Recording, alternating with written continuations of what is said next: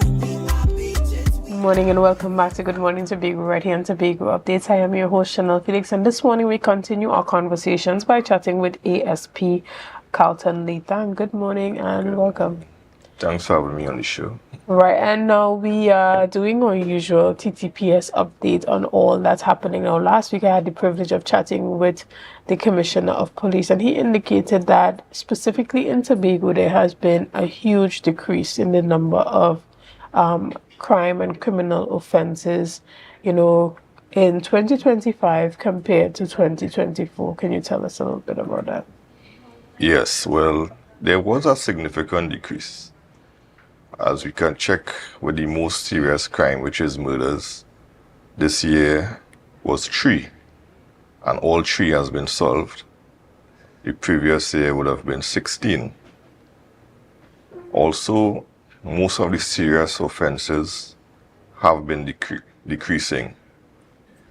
We have just 2 offenses that presently are predominant on the island. That is really breakings and larcenies.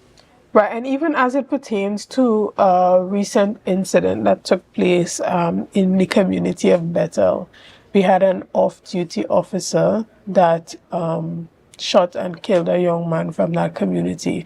Can you give us any update on that case? So what can persons see actually coming out of that?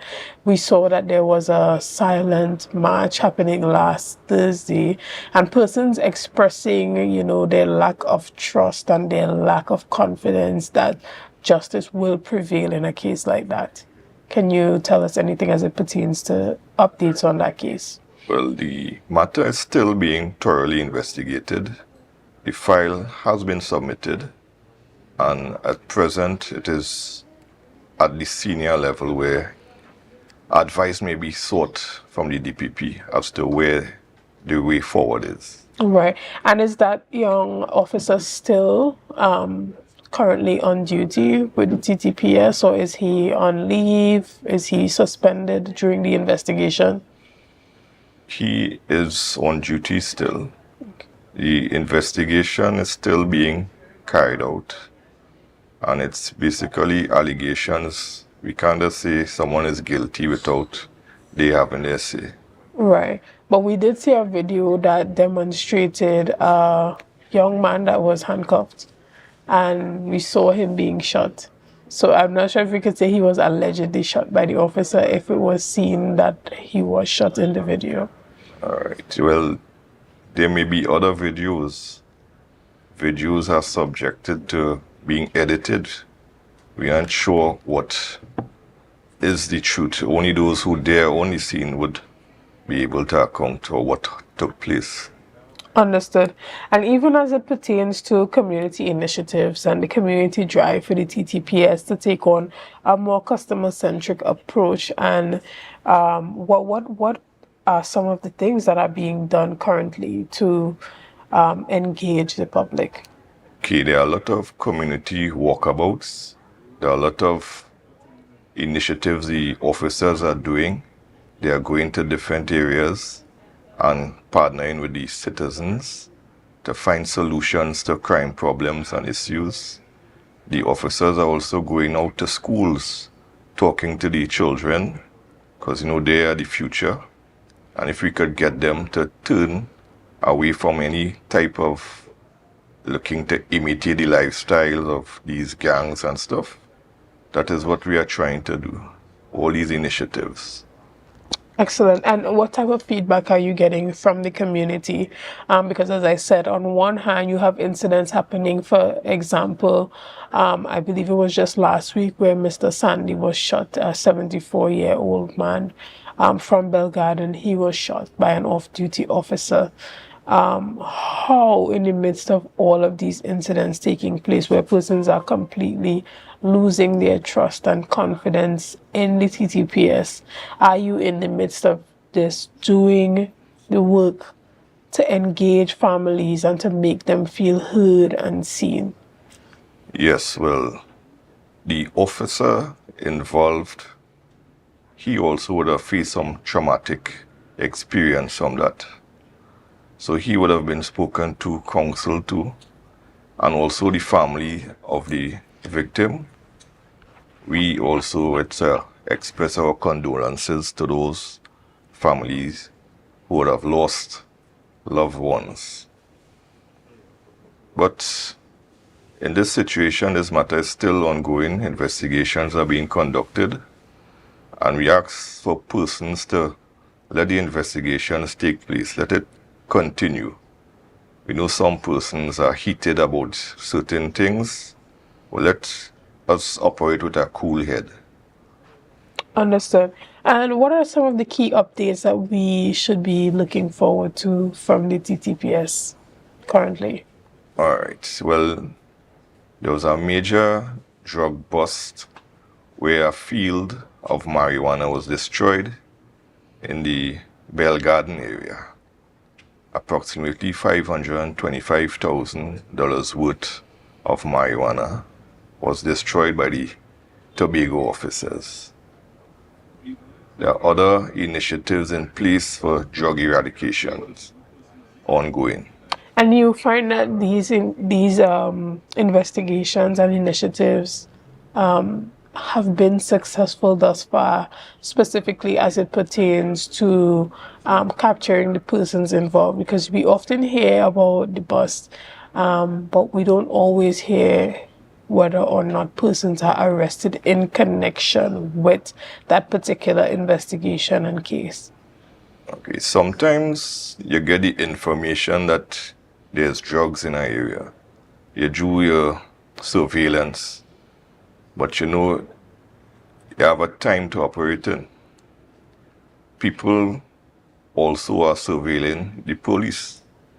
They know they have the illegal things put in place there, and they have eyes around watching too to tip them off.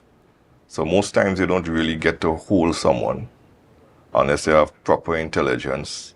Then you can do that. Understood.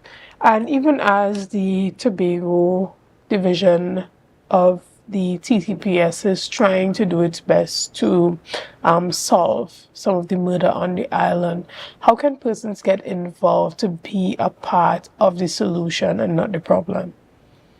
All right, persons are always encouraged to assist the police with whatever information they have. They can speak directly to the senior officers. If they don't have the trust in the junior officers, all the senior officers are available. They give their numbers out to the public, and they always encourage the public to come and speak to them. So all the officers at the senior level are accessible. Right. And you spoke a bit about the counseling that's happening for the police officer who was involved in that shooting of the elderly guy, 74-year-old Mr. Sandy. What type of other mental interventions and holistic approaches are used for officers to help them to deal with the the pressures that come with the job of being a police officer? Okay, well, the social worker takes a great part in this. So they refer to the social worker and they work through the issues they have, whatever problem, and find solutions to those problems. Excellent. And even as it pertains to violence in schools, we saw recently a number of activities happening as it pertains to violence on the school compound being recorded, being circulated on social media. What is the T.T.P.S. doing at this time to help curb those occurrences? Okay, as I said earlier, the officers are going to the schools and lecturing to the students. They always speak about bullying and those other types of things that are happening in the school. They try to guide the youths on the correct path. But remember, in the schools, police are not there 24 hours.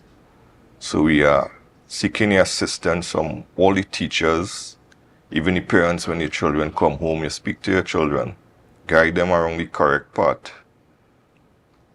Right, and what can be done, or what is the T.T.P.S trying to do as it pertains to, the circulation of these type of materials online and on social media? Because we're seeing a prevalence of those videos going viral and they being shared, and we know that in the moment it might seem entertaining and interesting, but it has a lasting impact on the psychology of the students involved, particularly the victims. When you have to live it in one instance. You have to live being bullied, being jumped, being beaten by a group of persons, but to relive it over and over again by it being shared online. What is the T.T.P.S doing as it pertains to that? And is there any way that parents can try to get these videos scrubbed from the internet? Okay, well, the T.T.P.S has their officers looking at these types of videos, and they always speak to the people who post them up to try to get it removed. Because we know it will have impacts on persons who are bullied. Because it comes like you're just seeing it over and over and over. And it might cause you, as an individual, seeing this, to fall into a depression or self-hurt yourself. So we try our best, anytime we see the videos and identify, we try to get it off the media. Excellent. Well, even as it pertains to your youth engagement and engagement with education campaigns at the school levels, what type of campaigns are being done in schools to help to educate other students on the impact that comes from recording and circulating these videos? Now, in the moment, as students, they see a fight happening, it's all in the hype to take out your phone and record it and share the excitement with other persons. But do you think that it's important to have that level of education as it pertains to the long-term psychological impact of sharing this type of material online? Yes, well, we always try to speak to principals also about phone use in schools. Phones, yes, it could be important to contact family members as a necessity, but some students use it for other means, and we try to discourage that. But although we discourage, some students still use it as a form of entertainment. Some of these fights and stuff are displayed all over, in real time, as we might say. And we try to discourage it. I see some teachers might ask for students to put away their phones, switch it off. And I know some parents are vexed when teachers seize the phones and say, well, you'll get it back after school. But we have to work together to shape the youths of tomorrow. Excellent. And even as it pertains to, increased manpower and surveillance technology in the different units in Tobago, can you give us an update as to where we are as it pertains to that?